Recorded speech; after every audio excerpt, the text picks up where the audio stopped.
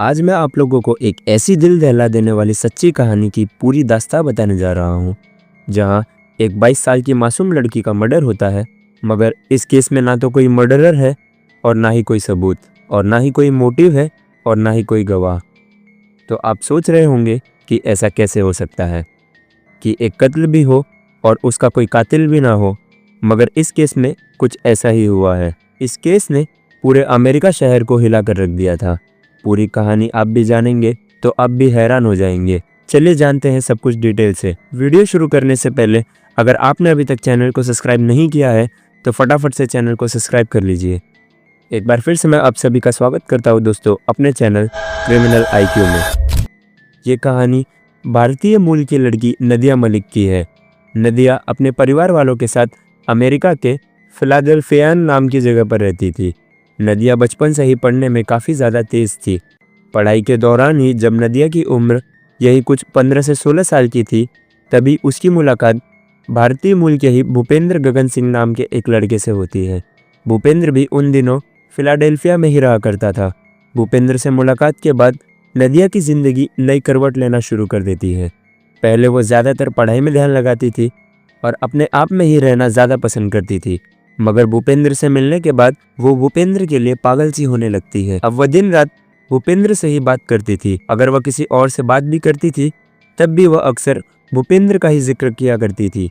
इतना ही नहीं, जब भी मौका मिलता था परिवार वालों की मर्जी के खिलाफ जाते हुए वह भूपेंद्र से मिला करती थी। इन सब के चक्कर में नदिया की पढ़ाई काफ़ी ज़्यादा पीछे छूटने लगी थी।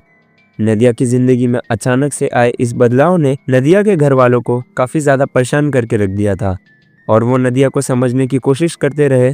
मगर नदिया को भूपेंद्र के अलावा कुछ और ना दिखाई देता था। भूपेंद्र की बातों के अलावा उसे किसी और की कोई बातें सुनाई भी नहीं देती थी।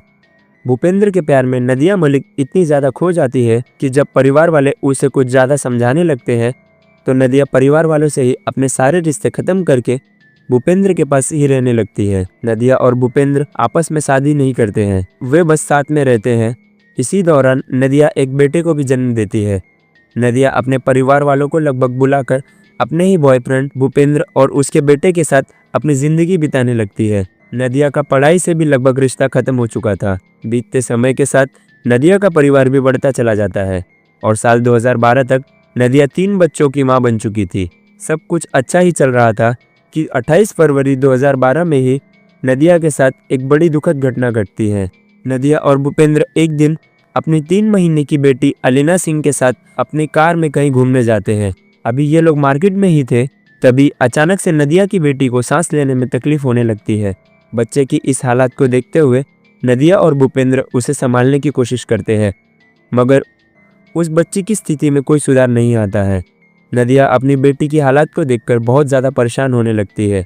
मगर यहीं पर भूपेंद्र एक ऐसा कदम उठाता है जिसकी उम्मीद ना नदिया ने कभी की थी और ना ही कोई और कर सकता था। दरअसल मरती हुई बेटी को उसी हालत में छोड़कर भूपेंद्र वहां से यह कहते हुए भाग जाता है कि इसे तुम ही संभालो और तुम ही पुलिस को मदद के लिए फ़ोन करो, मैं कुछ नहीं जानता। नदिया अभी कुछ कर पाती इससे पहले ही वो मासूम सी बच्ची बिल्कुल शांत पड़ जाती है। नदिया के बुलाने पर थोड़ी देर में पुलिस और मेडिकल टीम भी मदद के लिए वहां आ जाती है, मगर तब तक नदिया की बेटी इस दुनिया से जा चुकी थी। बच्चे की मौत की वजह को समझने के लिए पुलिस पोस्टमार्टम भी करवाती है, मगर हैरानी की बात तो यह थी कि पोस्टमार्टम के बाद काफ़ी गहराई से जांच करने के बावजूद यह पता नहीं चल पाता है कि आखिर इस बच्ची की मौत की वजह क्या थी। हालांकि कुछ जांच में यह सबूत भी मिलते हैं कि बच्ची मस्कुलर डिसऑर्डर जैसी गंभीर बीमारी से पीड़ित थी, मगर इस स्थिति में भी अचानक से उसकी मौत स्वाभाविक नहीं लग रही थी। वैसे भी जब बच्ची का दम घुटने लगा था तो वहां से उसके पिता भूपेंद्र भाग निकले थे। इसके लिए पुलिस को शक होता है कि शायद भूपेंद्र ने ही तो इस बच्ची के साथ कुछ गलत नहीं किया है। इसलिए पुलिस मर्डर के एंगल से भी जांच करना शुरू कर देती है, मगर पुलिस को कोई सबूत नहीं मिलता है। इस तरह उसे बच्चे की मौत का कारण एक रहस्य ही बनकर रह जाता है। इस घटना के बाद एक बार फिर से नदिया के परिवार वाले नदिया से संपर्क करते हैं और उसे समझाते हैं कि भूपेंद्र अच्छा लड़का नहीं है, तुम उसे छोड़कर वापस आ जाओ, हम लोग तुमसे नाराज़ नहीं हैं। पर नदिया कुछ भी सुनने को तैयार नहीं होती है और वो भूपेंद्र के साथ ही रहती है। नदिया भले ही अपने परिवार वालों के साथ नहीं जाती है, मगर बेटी की मौत के बाद भूपेंद्र के साथ उसके रिश्ते पहले जैसे नहीं रह जाते हैं। अब इन दोनों के बीच अक्सर लड़ाई हुआ करती थी। छोटी छोटी बातों पर वो दोनों काफ़ी ज़्यादा लड़ते थे। नदिया की बहन मोना मलिक के मुताबिक भूपेंद्र अक्सर नदिया पर हाथ भी उठा देता है और गाली गलौज और छोटी छोटी बात पर लड़ाई तो आम बात सी हो गई थी। कुछ समय तक तो नदिया यह सब कुछ समझ नहीं पाती है, मगर जब चीज़ उससे बर्दाश्त के बाहर होने लगती है तो वह भूपेंद्र को छोड़ने का मन बना लेती है।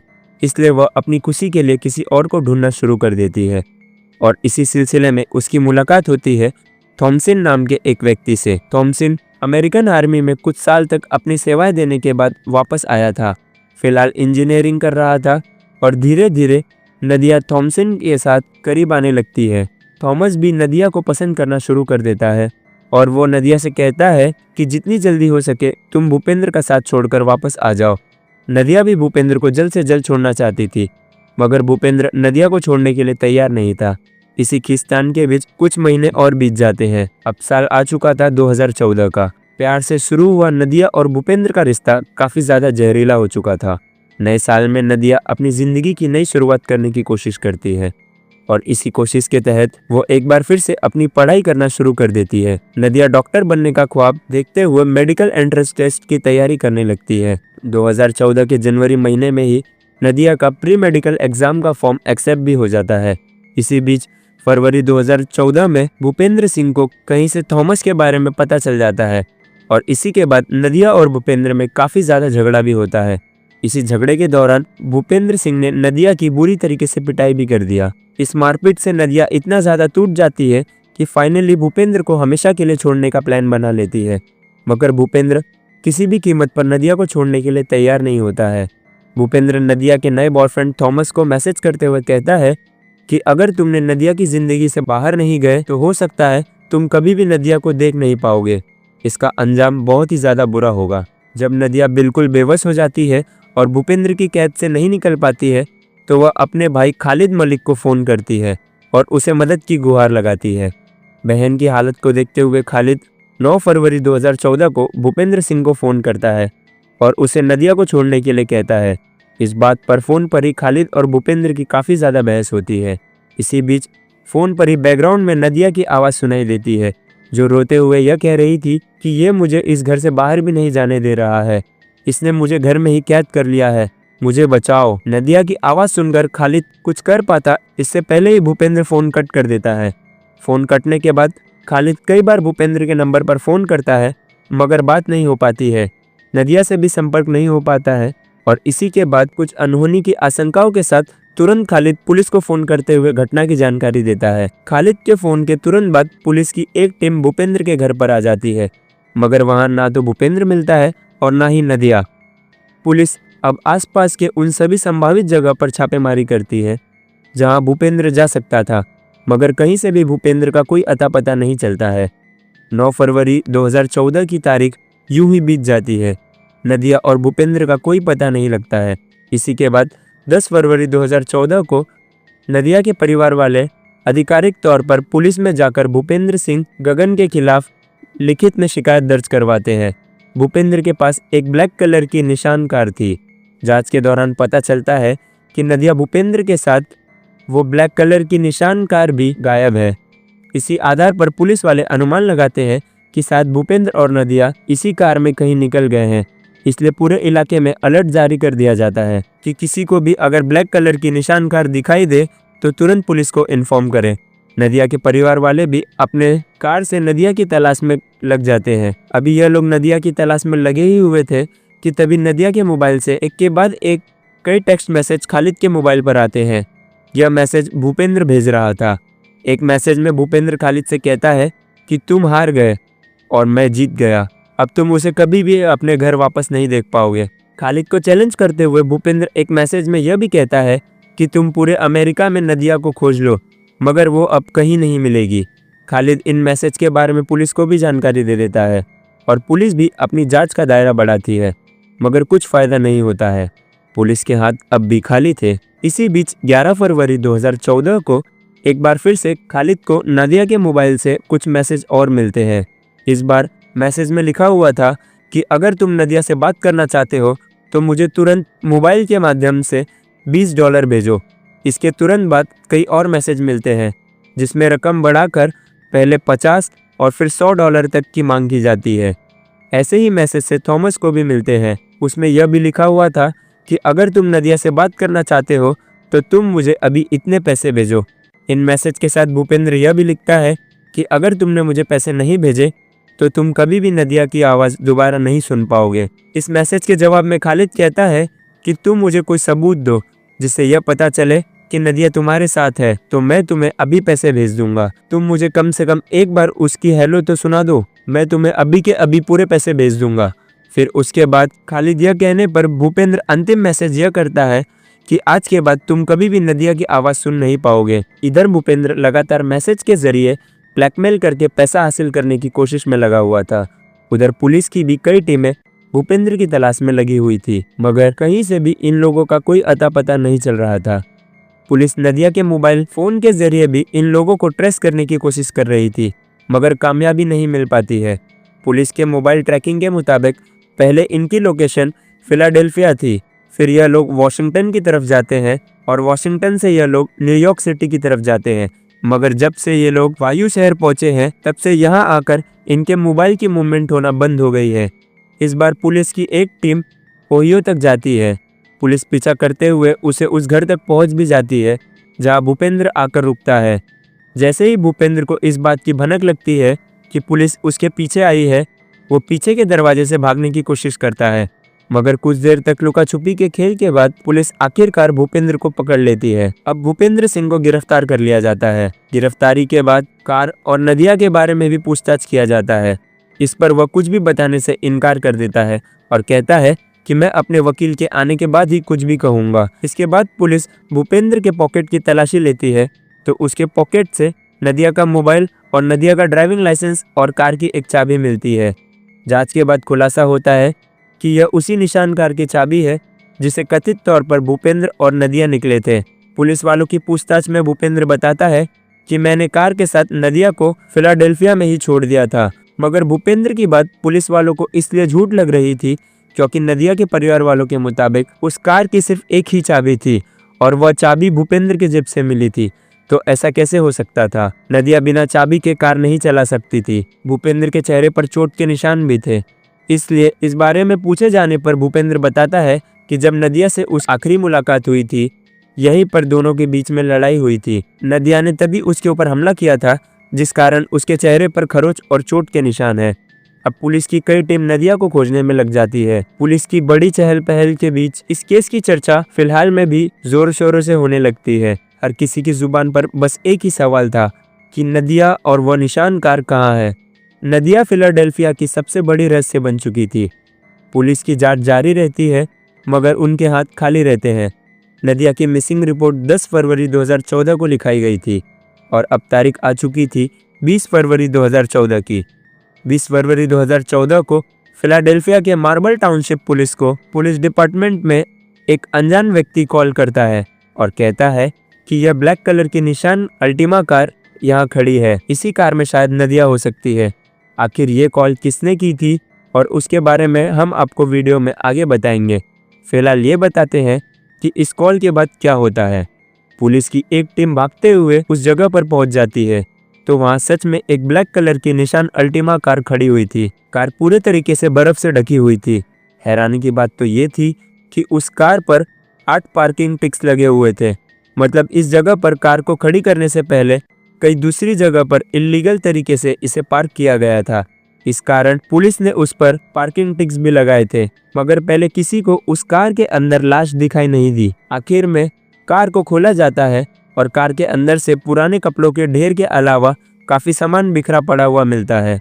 पहले तो पुलिस को कुछ भी नज़र नहीं आता है, मगर जब उन कपड़ों के ढेर को हटाया जाता है तो उन कपड़ों के ढेर के बीच नदिया की लाश पड़ी हुई थी। जिस नदिया की तलाश पिछले 10 दिनों से हो रही थी, वह पुलिस को कार के अंदर कपड़ों के ढेर के नीचे मरी हुई मिलती है। मौत के समय नदिया की उम्र सिर्फ 22 साल की थी। लाश मिलते ही पुलिस उसे पोस्टमार्टम के लिए भेज देती है।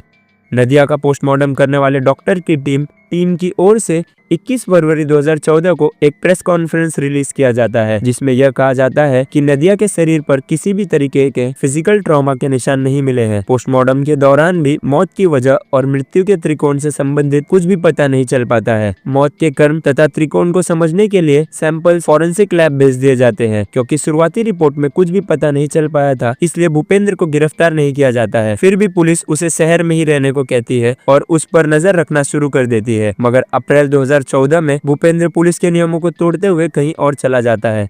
इसी के बाद उसे गिरफ्तार करते हुए जेल में डाल दिया जाता है। हालांकि कुछ ही महीनों बाद भूपेंद्र को कोर्ट से बेल भी मिल जाती है और वो फिर से आजाद हो जाता है। उम्मीद ये की जा रही थी कि 2 महीने में फॉरेंसिक लैब से नतीजा आ जाएगा, मगर वहां से 8 महीने बाद जाकर अक्टूबर महीने में रिपोर्ट आती है। उम्मीद की जा रही थी कि इस रिपोर्ट में कुछ ऐसा होगा जिसके आधार पर नदिया के बॉयफ्रेंड भूपेंद्र सिंह पर हत्या का मुकदमा दर्ज किया जा सकेगा। मगर हर कोई उस वक्त दंग रह जाता है जब फॉरेंसिक की रिपोर्ट में यह भी कहा जाता है कि काफी मेहनत और कई दौर की जांच के बावजूद डॉक्टर की टीम मौत की वजह का पता नहीं लगा पाई है। इतना ही नहीं, मौत किस तरीके से हुई है उस बारे में भी कोई जानकारी नहीं मिल पाई है। इस रिपोर्ट के बाद पुलिस कई नामी जासूस को इस केस की जांच में शामिल करती है। कई महीनों तक ये जांच यूं ही चलती रहती है, मगर पुलिस के हाथ कोई जानकारी नहीं लगती है। हालांकि डिटेक्टिव अपनी पूरी जांच के बाद सर्कमटेंशियल एविडेंस के आधार पर भूपेंद्र सिंह पर ही नदिया को जहर देकर हत्या करने का शक जताते हैं, मगर उनके पास कोई भी सबूत नहीं था। इसलिए पुलिस भूपेंद्र पर कोई मामला दर्ज नहीं कर पाती है और काफी कोशिशों के बाद भी जब पुलिस को भूपेंद्र के खिलाफ एक भी सबूत या गवाह नहीं मिलता है, तो फाइनली पुलिस कोर्ट में नदिया की हत्या को रहस्यमयी मौत बताते हुए क्लोजर रिपोर्ट फाइनल कर देती है। अंत में कुछ महीनों के बाद ही ये केस बंद भी हो जाता है और भूपेंद्र आजादी से अपनी जिंदगी जी रहा होता है। 22 साल की नदिया अपने 2 छोटे छोटे बच्चों को छोड़कर मर चुकी थी। उसे किसी ने नहीं मारा, ऐसा पुलिस द्वारा केस बंद किए जाने के बाद नदिया के परिवार वाले खुद से इस केस की जांच करवाने के लिए कुछ प्राइवेट डिटेक्टिव्स को भी हायर करते हैं। प्राइवेट डिटेक्टिव्स अपनी जांच में कुछ सबूत इकट्ठा करते हैं। इसके आधार पर नदिया के परिवार वाले फिर से पुलिस द्वारा इस केस को खोलने की अपील करते हैं, मगर प्राइवेट डिटेक्टिव्स द्वारा कलेक्ट किए गए एविडेंस की जांच के बाद पुलिस यह कहते हुए इस केस को दोबारा जांच करने से इनकार कर देती है कि उन सबूतों में कोई दम नहीं है। साल 2015 में नदिया का भाई खालिद मलिक नदिया की मौत से संबंधित जानकारी देने वालों को पहले $50,000 देने का इनाम का ऐलान करता है, मगर महीना बीत जाता है और एक भी जानकारी हाथ नहीं लगती है। वैसे प्राइवेट डिटेक्टिव्स ने भी जो सबूत इकट्ठा किए थे उसके आधार पर नदिया के परिवार वालों ने दावा किया था नदिया के दाहिने हाथ में जहरीला इंजेक्शन भी लगाया गया था, इसी वजह से उसकी मौत हुई है और यह इंजेक्शन किसी और ने नहीं बल्कि भूपेंद्र ने लगाया होगा। भूपेंद्र ने पहले नदिया के हाथ में जहरीला इंजेक्शन दे दिया और फिर कार के अंदर बंद करके सभी सबूत मिटाने के बाद नदिया को अंदर ही छोड़कर भाग गया। कुछ लोग ये भी कहते हैं कि शायद नदिया ने खुद ही आत्महत्या कर ली होगी, मगर इस बात में अब भी कोई दम नजर नहीं आता है क्योंकि आत्महत्या की पुष्टि करने वाला एक भी सबूत नहीं मिलता है। भले ही भूपेंद्र पर हत्या का मुकदमा दर्ज नहीं किया जा सका, मगर 2018 में एक स्थानीय अदालत ने इस केस में सुनवाई करते हुए भूपेंद्र को नदिया के परिवार वालों को $10 मिलियन का हर्जाना देने का ऑर्डर देती है और कोर्ट जितने भी पैसे दिलवा दे, मगर सच तो यह है कि नदिया के कातिलों का ना पकड़ा जाना पुलिस की सबसे बड़ी नाकामयाबी और नदिया के साथ हुई सबसे बड़ी नाइंसाफी है। चलिए बात करते हैं कि आखिर पुलिस वालों को वो अनजान कॉल किसने किया था। ऐसा कहा जाता है कि कॉल करने वाले व्यक्ति ने पुलिस से अपनी पहचान ना जाहिर करने की शर्त पर ही कार की लोकेशन बताई थी, मगर नदिया के परिवार वालों के मुताबिक जहां पर कार खड़ी हुई थी उससे ठीक पीछे ही एक बड़ा सा रेस्टोरेंट था। उसी रेस्टोरेंट में ऑर्डर का इंतजार करते हुए एक व्यक्ति न्यूज़पेपर पढ़ रहा था। इत्तेफाक से उसे न्यूज़पेपर में उसी निशान कार के बारे में नदिया के गायब होने की खबर छपी हुई दिखती है। इसी आधार पर उस व्यक्ति को लगता है कि हो ना हो यह वही कार हो सकती है, क्योंकि उसने वो कार कई दिनों पहले ही उस जगह पर खड़ी हुई देखी थी, मगर उसे उस सवाल का जवाब कभी नहीं मिल पाता है जिसका जवाब नदिया के परिवार वालों समेत हर कोई जानना चाहता है। दोस्तों, आपके अनुसार नदिया का कातिल कौन हो सकता है और उसकी हत्या कैसे हुई होगी कि कोई सबूत ही नहीं मिला? कमेंट बॉक्स में जरूर बताएं। और आपको ये अनसॉल्व्ड केस कैसा लगा और हमारी मेहनत अगर आपको पसंद आई है तो इस वीडियो को लाइक करते हुए शेयर भी जरूर करें, ताकि लोग इस खौफनाक कहानी के बारे में जान सके और एक दूसरे को सचेत कर सके। अब मिलते हैं अगली क्राइम स्टोरी में, तब तक के लिए अपना खास ख्याल रखिए। धन्यवाद, नमस्कार, जय हिंद।